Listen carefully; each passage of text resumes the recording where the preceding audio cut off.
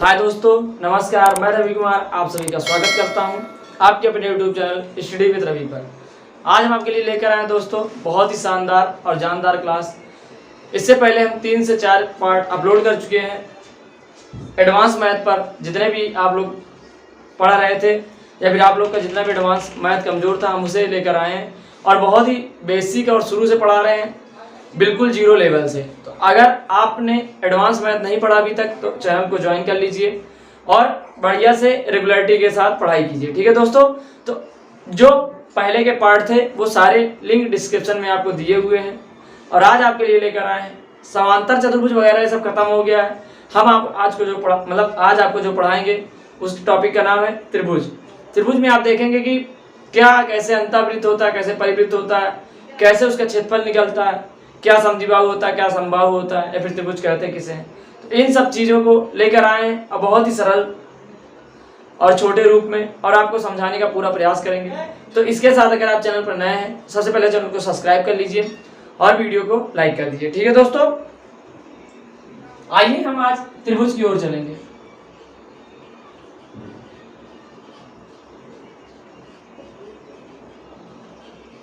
जिसे हम इंग्लिश बोलते हैं ट्रिंगल। क्या बोलते हैं? ट्रिंगल। तो आज हम ये बताएंगे आपको त्रिभुज कहते किसे हैं। सबसे पहले अगर आपने कभी भी त्रिभुज नहीं पढ़ा, ऐसा हो ही नहीं सकता कि अगर आप कंपटीशन लेवल तैयारी कर रहे हो त्रिभुज ना पढ़े हो। त्रिभुज का मतलब होता है तीन आकृतियों से, तीन भुजाओं से घिरी हुई कोई आकृति। तीन भुजाओं से कोई घिरी जो आकृति होती है, घिरी हुई आकृति, मतलब जैसे कोई तीन भुजा हो और उससे घिरी एक आकृति, बंद आकृति, जिसका कोई एक एरिया, जिसका कोई क्षेत्रफल निकले, वो क्या कहलाता है? त्रिभुज कहलाता है।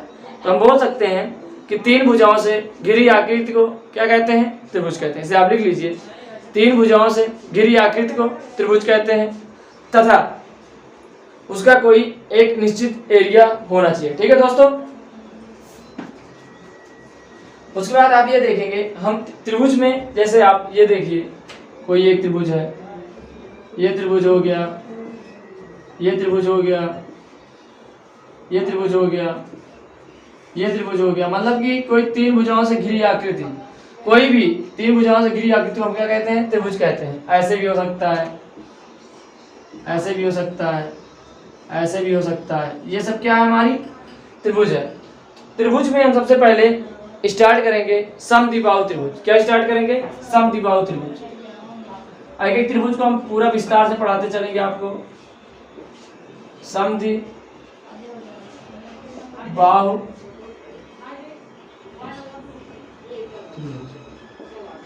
समद्विबाहु त्रिभुज में आप ये देखेंगे कि तीनों भुजाओं जो मतलब कि त्रिभुज की जो तीनों भुजाएं होती हैं बराबर होती हैं। समद्विबाहु त्रिभुज में त्रिभुज की जो भुजाएं होती हैं तीनों आपस में क्या होती हैं? बराबर होती हैं। अगर ये 8 सेंटीमीटर, ये भी 8 सेंटीमीटर, ठीक है दोस्तों। और इसके बीच जो इसके अंदर एंगल बनते हैं, जितने भी कोण बनते हैं वो भी बराबर होंगे। जब भुजा बराबर होंगे एंगल भी बराबर होंगे, यानी 60 डिग्री ये होगा, 60 डिग्री ये होगा, 60 डिग्री ये होगा। ये हम समद्विबाहु त्रिभुज की बात कर रहे हैं। इसे हम लिख सकते हैं कि सभी भुजाएं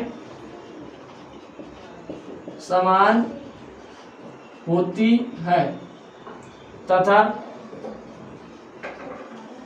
सभी कोण समान, यानी कितने डिग्री? 60 डिग्री होते हैं।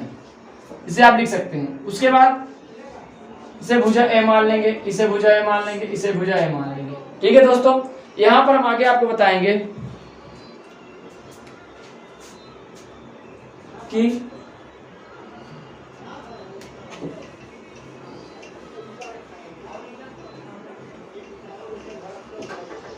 ऐसे देखिए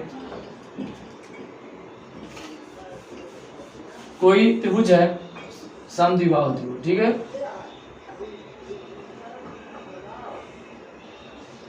पहले नंबर तो तीनों भुजाएं बराबर होंगी, जो एंगल होंगे वो भी बराबर होंगे, यानी 60-60 डिग्री के होंगे। इसका कोई एक केंद्र है, क्या है? केंद्र है। और यहाँ पर कोई एक रेखा है जो इसे जो इसकी माध्यिका कहलाएगी, माध्यिका भी कहलाएगी, इसकी हाइट भी कहलाएगी। यानी जो बीच से रेखा जाती है, दो भागों में विभाजित करती है त्रिभुज को, वो उसकी माध्यिका भी कहलाती है और हाइट भी कहलाती है। ठीक है, और ये माध्यिका जैसे इधर से माध्यिका डाले हम, जहां पर काटती है, ठीक है, और इधर से माध्यिका डालने के बाद जहां पे काटेगी उस बिंदु को हम इसका केंद्र कहेंगे। क्या कहेंगे? केंद्र। अब किसका केंद्र कहेंगे, पहले ध्यान समझिए।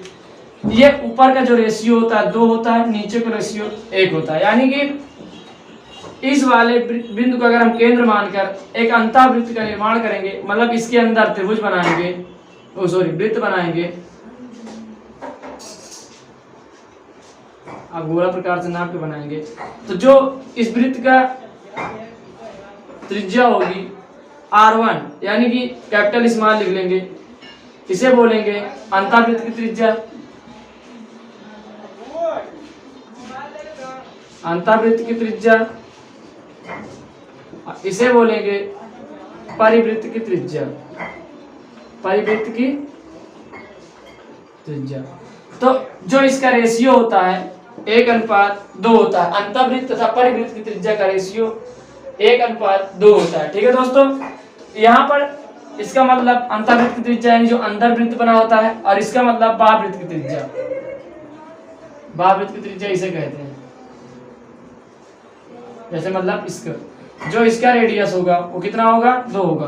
ठीक है, इस तरह के प्रश्न आपसे पूछे जाएंगे, अंतःवृत्त, परिवृत्त, और जो इसका रेशियो होता है हमेशा 1:2 होता है। ये आप बात अपने दिमाग में, मन मस्तिष्क में बैठा ले कि अंतःवृत्त की त्रिज्या कितनी होती है? 1, परिवृत्त की त्रिज्या के अनुपात, दोनों का अनुपात जो रेशियो होता है 1:2 का होता है। ठीक है, उसके बाद हम नेक्स्ट देखेंगे, इसे आप बताइए।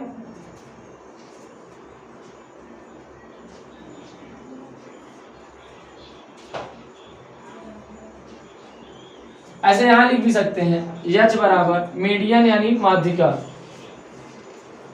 यानी जो हमारी H है वो क्या है? माध्यिका है। और यहाँ ये भी लिख सकते हैं नोट डाल के कि जहां पर तीनों माध्यिका एक दूसरे को काटती है, जहां पर तीनों माध्यिका एक दूसरे को काटती है उसे केंद्रक कहा जाता है। उसे क्या कहा जाता है? केंद्रक कहा जाता है। उसे केंद्रक कहा जाता है जहां पर तीनों माध्यिका एक दूसरे को काटती हैं, जिससे हम ये बोल सकते हैं ये रहा हमारा केंद्रक। यहाँ पर देखेंगे जो हमारी ये माध्यिका वो भी यही काट रही है, ये माध्यिका भी यही काट रही है, ये वाली माध्यिका भी यही काट रही है। तो यहाँ पर तीनों माध्यिका एक दूसरे को जहां पर काटते हैं उसे क्या बोलते हैं? केंद्रक कहते हैं। ठीक है दोस्तों, इसे आप बताइए। हम क्षेत्रफल इसका लिखाएंगे, परिमाप लिखाएंगे।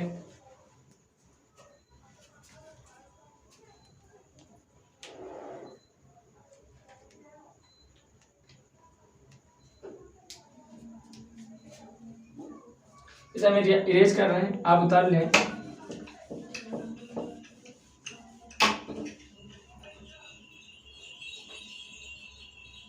ठीक है, आइए यहाँ पर हम बताते हैं जो त्रिभुज का क्षेत्रफल होगा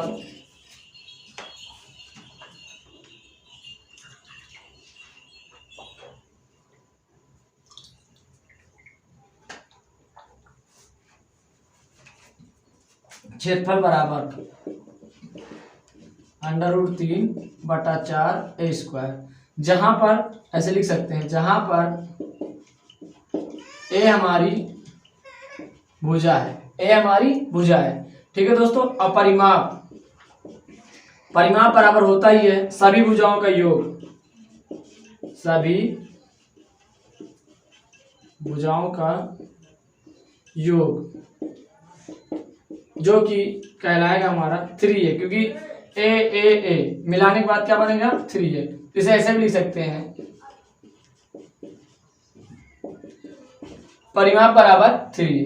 ठीक है, इसे उतारिए, फिर हम क्वेश्चन की ओर चलेंगे, जो कि आपके बहुत ही शानदार क्वेश्चन लेकर आए दोस्तों आज, और बहुत ही जानदार और शानदार, जिसमें आप जान डाल देंगे तब भी आप कर नहीं पाएंगे। देखिए, इसके बाद क्वेश्चन जो है हमारा, जैसे मान लीजिए, इसे उतारिए,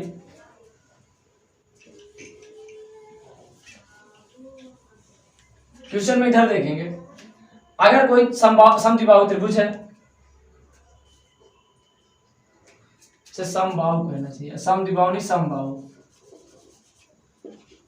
समबाहु, समबाहु त्रिभुज कहते हैं जिसकी सभी भुजाएं बराबर होती हैं, समबाहु त्रिभुज। और उसके बाद देखेंगे अगर किसी समबाहु त्रिभुज का जो भुजा है, यानी भुजा 6 सेंटीमीटर है, भुजा क्या है 6 सेंटीमीटर, तो यदि किसी समबाहु त्रिभुज की भुजा 6 सेंटीमीटर है तो उसका क्षेत्रफल तथा परिमाप बताओ, तथा परिमाप बताओ। ठीक है, तो परिमाप में देखेंगे भुजा 6 सेंटीमीटर है, यानी ए बराबर 6 सेंटीमीटर। बताना क्या आपको, एरिया बताना है, क्षेत्रफल तथा परिमाप बताना है। ठीक है, तो एरिया में आप देखेंगे एरिया का जो फार्मूला होता है हम अभी लिखाए हैं, क्षेत्रफल बराबर √3/4 ए स्क्वायर। ठीक है, √3 उसके बाद सॉल्व करेंगे तो √3/4, ए की वैल्यू कितनी है 6 सेंटीमीटर है। जब ए की वैल्यू 6 सेंटीमीटर है इसी पर पुटअप कर देंगे, यानी ए की वैल्यू क्या रखेंगे 6 के स्क्वायर। ठीक है, √3/4 गुणे 36, जब इसे हम काटेंगे 4 का 9 4, 4 9 आई 36, जो हमारा एरिया आ जाएगा 9√3 सेंटीमीटर स्क्वायर। ठीक है, यह था आपका एरिया तथा इसका परिमाप निकालने के लिए आप देखेंगे परिमाप में देखेंगे फार्मूला लिखा ही है 3 होगा, यहाँ पर हम परिमाप भी निकाल लेंगे समबाहु त्रिभुज का। तो समबाहु त्रिभुज का जब परिमाप निकालेंगे, देखिए परिमाप बराबर 3 होता है, 3 इंटू ए की वैल्यू कितनी है 6, यानी 6 18 सेंटीमीटर। तो ये हमारा परिमाप आ गया। इसे आप समबाहु बना लीजिए, दोस्तों गलती से लिख उठा था। ठीक है, अब 18 सेंटीमीटर हो गया। उसके बाद हम आएंगे एक और क्वेश्चन की ओर, इसे आप उतारिए पहले।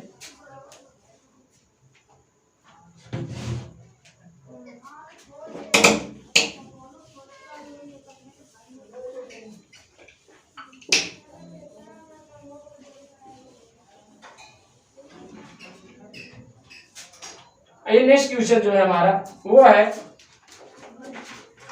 यदि किसी समबाहु त्रिभुज की भुजा 12√3 है, भुजा 12√3 सेंटीमीटर है, तो उस समबाहु त्रिभुज का क्षेत्रफल तथा परिमाप बताइए। क्षेत्रफल तथा परिमाप बताना है। तो इस तरह के क्वेश्चन आप कैसे करेंगे, अभी थोड़ी देर पहले हम लिखाए हैं आपको फार्मूला। बाकी आप ध्यान दीजिए क्वेश्चन जो ग्रुप डी वगैरह में आते हैं वो ऐसे आते हैं, किसी समबाहु त्रिभुज की भुजा इतनी है, क्षेत्रफल तथा परिमाप बताइए। ठीक है, तो आइए सॉल्व करते हैं इसे।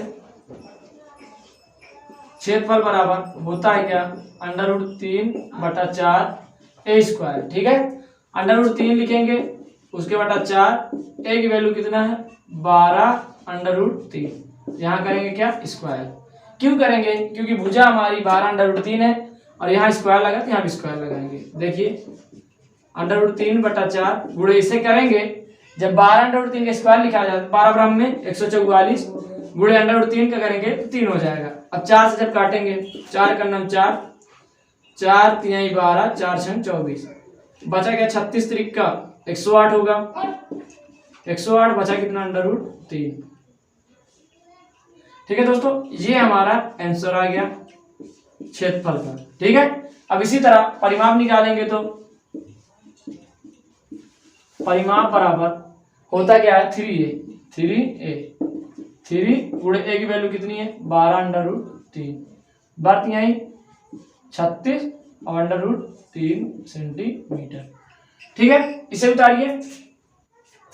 इस तरह के प्रश्न आपको बहुत ज्यादा मिलने वाले हैं अगर आप एग्जाम देने जा रहे हैं ग्रुप डी, यूपी पुलिस वगैरह का। तो ठीक है, और खास करके रेलवे वाले जोन में ये बहुत सारे प्रश्न आते हैं। उसके बाद एक ट्यूशन और कराएंगे, उसके बाद हम आगे चलेंगे।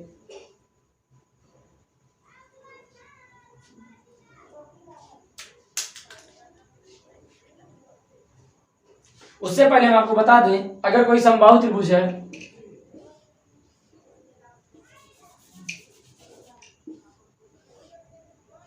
समबाहु त्रिभुज इसकी जो हाइट होती है वो बराबर होती है √3/2 a की। ये आप नोट डाल के लिख लीजिएगा, नहीं तो आपको समझ में नहीं आएगा। जो इसकी हाइट होती है इसके बराबर होती है √3/2 a का। ठीक है, तो एक क्वेश्चन की ओर चलते हैं।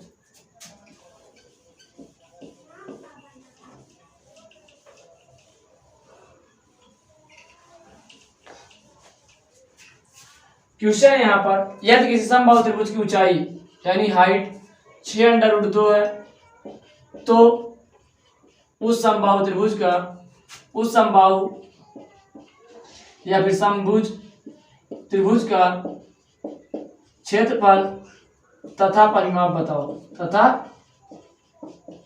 बताओ। अब इसके लिए आप क्या करेंगे, अब तो आप बड़े सस्पेंस में पड़ जाएंगे कि सर हमें हाइट का फार्मूला वगैरह लिखा ही नहीं है, तो इसीलिए अभी हम आपको बताए हैं कि हाइट का फार्मूला किसके बराबर होता है √2/a के। ठीक है, तो हाइट यहाँ पर दी है, ये इसके बराबर होता है यानी h बराबर √3/2 a के। h के मान 6√2 √3/2 गुणे a। अब a का मान निकालेंगे तो इधर जाएगा पक्षांतर हो जाएगा यानी 6√2 गुणे 2/√3 ये होगा। सॉरी दोस्तों, यहाँ पर जो क्वेश्चन है 6√3 है। ठीक है, इसे 6√3 बनाइए, 6√3। अब √3 से √3 पर मतलब कि कट जाएगा, जो a की वैल्यू आ जाएगी वो हमारी 12 सेंटीमीटर आ जाएगी। √3 से √3 कैंसिल, a बराबर 6 दूना 12 सेंटीमीटर। ठीक है, अब 12 सेंटीमीटर हमारी भुजा आ गई समबाहु त्रिभुज का। अब उसके बाद हम परिमाप निकालेंगे, लिखाए हैं परिमाप फार्मूला, परिमाप बराबर 3a यानी 3 × 12 बर्थ यही 36 सेंटीमीटर। ये रहा आपका आंसर। ठीक है, सवाल को उतारिए बाकायदे समझ के, और कोई आपको दिक्कत होती तो आप कमेंट बॉक्स में कमेंट करके जरूर बताया कीजिए क्लास में क्या आपको खराब लगा, क्या अच्छा लगा। आप अपनी प्रतिक्रिया जरूर दें और वीडियो को शुरू से अंत तक देखा कीजिए जिससे आपको ज्यादा से ज्यादा समझ में आए। ठीक है, इसे उतारिए।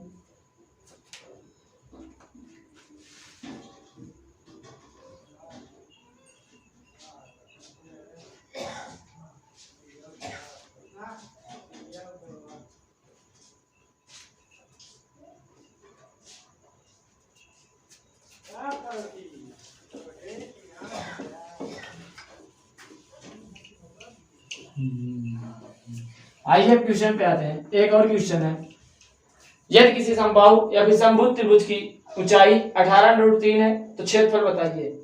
यदि किसी समबाहु त्रिभुज की ऊंचाई 18√3 है तो क्षेत्रफल बताना है। क्या बताना है? क्षेत्रफल। इसे आप अपने से भी कर सकते हैं, जैसे अभी हम आपको बताए हैं। यहाँ पर देखिए h बराबर अभी बताए √3/2 a के बराबर होता है। h दिया है 18√3 बराबर √3/2 गुणे a बराबर निकालेंगे 18√3 गुणे 2/√3। √3 से √3 कैंसिल, एक जो वैल्यू आई कितनी आ गई 36। जब a की वैल्यू 36 आ गई तो आप क्षेत्रफल निकालेंगे। क्या निकालेंगे? क्षेत्रफल होता है √3/4 a²। इसे करेंगे √3/4 a की वैल्यू कितना 36, स्क्वायर है तो 36 गुणे 36। जब कैंसिल करेंगे 4 का नाम 4 4 9 आई 36। 9 का इसमें मल्टीप्लाई करेंगे 9 6 54 की 4 हासिल आए 5 9 3 27 5 32 √3 सेंटीमीटर स्क्वायर। तो इस तरह के प्रश्न बहुत ही आसान और सरल भाषा में पूछे जाएंगे और आप इसे प्रैक्टिस करके जरूर जाइएगा। ठीक है दोस्तों, उतारिए इसे। दोस्तों जिस तरह के अभी तक आप प्रश्न देखे ये बहुत ही नॉर्मल और आसान भाषा के प्रश्न थे। अब हम आपको थोड़ा लेवल बढ़ाते हैं और क्वेश्चन का लेवल ऐसा करते हैं जो कि और ज्यादा टफ एग्जाम में आता है। जैसे किसी समबाहु त्रिभुज की ऊंचाई 15√3 सेंटीमीटर है तो उस त्रिभुज के अंतःवृत्त की त्रिज्या बताइए। अंतःवृत्त की त्रिज्या बताइए। अब कैसे लगेगा? h बराबर 15√3 सेंटीमीटर है, उस समबाहु त्रिभुज के अंतःवृत्त की त्रिज्या बताइए। इस पर बताने के लिए आप देखेंगे कि कोई समबाहु त्रिभुज बनाएंगे, उसके बाद उसमें यश की वैल्यू रखेंगे, फिर अभी हम थोड़ी देर पहले बताए थे अंतःवृत्त की त्रिज्या तथा परिवृत्त की त्रिज्या का जो रेशियो का होता है या फिर जो अनुपात होता है 1:2 होता है। तो ऐसे में एक त्रिभुज बनाएंगे समबाहु त्रिभुज। समबाहु त्रिभुज बनाने के बाद आप देखेंगे इसकी जो हाइट है कितनी है 15√3 15√3 है। और जो इसका हम रेशियो बताया था अभी आपको 2:1 बताया था। क्या बताए थे 2:1। इसके लिए आप देखेंगे कि अभी तो थोड़ी देर पहले हम बताए थे जो हाइट होता है हमारा वो किसके बराबर होता है √3/2 एच की वैल्यू 15√3 रखेंगे बराबर √3/2 गुणे a। इतना तो कर लेंगे आप, ये तो आप पर भरोसा है हमें। अब a बराबर निकालेंगे 15√3 गुणे 2/√3। √3 से √3 कैंसिल हो जाएगा, a बराबर बचेगा 15 दूना 30। अब 15 दूनी 30 निकाल लेंगे। अब इसके बाद ये हमारी भुजा हो गई, कितना है 30 30 30, सारी भुजाएं 30 आ गई। उसके बाद निकालना क्या था अंतःवृत्त की त्रिज्या। अंतःवृत्त की त्रिज्या तो कैसे निकालेंगे, उसके लिए एक फार्मूला होता है। आप फार्मूले से कर सकते हैं, बेस से भी कर सकते हैं। जब अंतःवृत्त की त्रिज्या निकालना होता है तो हम ऐसे करते हैं, अंतःवृत्त त्रिज्या निकालने के लिए r बराबर h/3, r बराबर h/3। तो h की जो वैल्यू है यहाँ पर रखेंगे, h की वैल्यू 15√3 पूरे बटा 3। जब इससे भाग करेंगे परिमेयकरण कर सकते हैं √3 से, और उसके बाद भाग करेंगे तो आ जाएगा हमारा, ऐसे करेंगे r बराबर 5 का नाम 5 3 का नाम 3 3 5 15, यानी 5√3 आ गया। आप इसे भी कर सकते हैं। अगर आप और दूसरे तरीके से करना चाहते हैं तो सेकंड रूल हमारा ये है, जो कि खुद का मेथड हम बनाए हैं, कि अगर पूरा रेशियो कितना है 2 और कितना 1, तो 2 1 3 बराबर दिया है 15√3, 1 बराबर आ जाएगा 5√3, जो कि अंतःवृत्त की त्रिज्या है। अगर परिवृत्त की त्रिज्या निकालना तो कितना 2 का मान रख देंगे तो 5 दूना 10√2। या फिर ऐसा भी आप कर सकते हैं, पहले को मान सकते हैं 1x + 2x, यानी अंतःवृत्त प्लस परिवृत्त की त्रिज्या की ऊंचाई बराबर है, यानी 15√3। तो यहाँ से जो x वैल्यू आ जाएगी 5√3 आ जाएगी, 5√3। तो इससे आप अंतःवृत्त की त्रिज्या निकाल सकते हैं, परिवृत्त की भी त्रिज्या निकाल सकते हैं। ठीक है दोस्तों, तो इस क्वेश्चन को आप उतारिए और समझ के 1-2 बार प्रैक्टिस जरूर करना।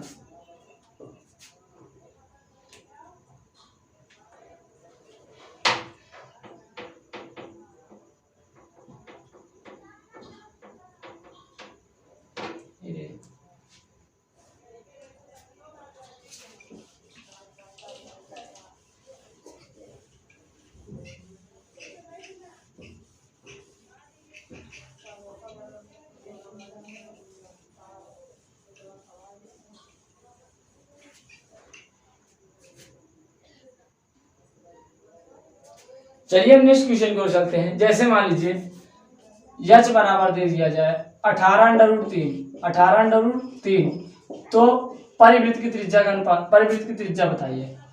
परिवृत्त की त्रिज्या सेम उसी तरह क्वेश्चन जैसा भी आपको हम बताए हैं, इसमें देखिए फिर वही करना है, √3/2, a बराबर h रखना है। h का मान 18√3, अच्छा परिमेयकरण करेंगे 18√3 उधर जाएगा 2/√3, 3 से √3 पर कैंसिल, a की वैल्यू जो आ गई 36 आ गई, 18 दूना 36। उसके बाद हम निकालेंगे परिवृत्त की त्रिज्या, जो कि यहाँ से नोट करते हैं। इसके बराबर निकालने के लिए फार्मूला सीधे होता है,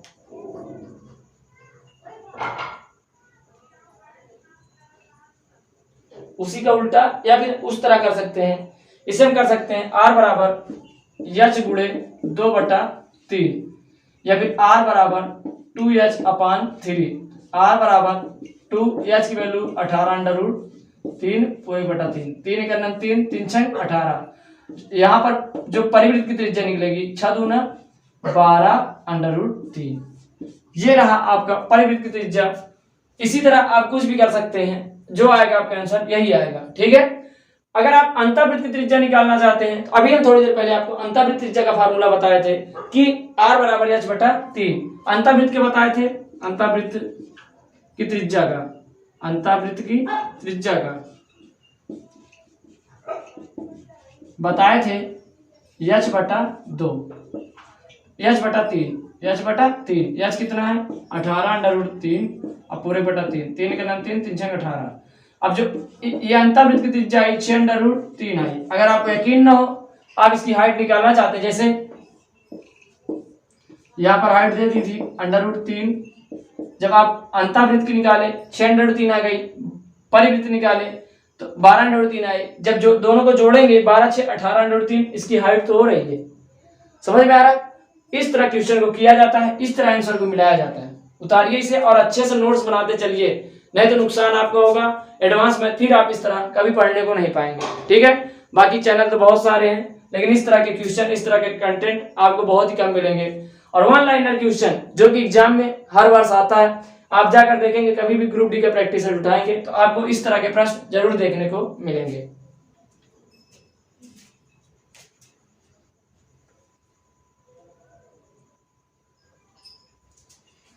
चलिए आइए इसे इरेज करते हैं और कुछ आपको और बताते हैं।